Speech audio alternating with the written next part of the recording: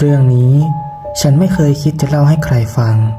แต่ถ้าคุณบังเอิญผ่านไปแถวบ้านหนองมะค่าในช่วงเข้าพรรษาก็อย่าหยุดเดินเมื่อได้ยินเสียงเรียกชื่อจากในป่าโดยเฉพาะตอนที่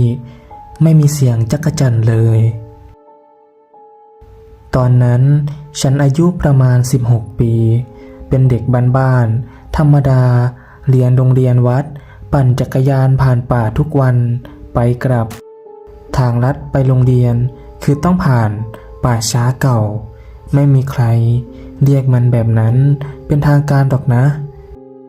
แต่เด็กๆที่นั่นรู้กันดีว่ามันคือที่ฝังศพสมัยก่อนสมัยยังไม่มีเมนเผาศพกลางวัน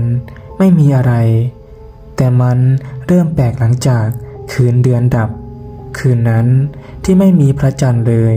ฟ้ามืดสนิทฉันฝันเห็นคนแก่นั่งอยู่ใต้ต้นมะค่าคนเดียวเขายิ้มให้ฉัน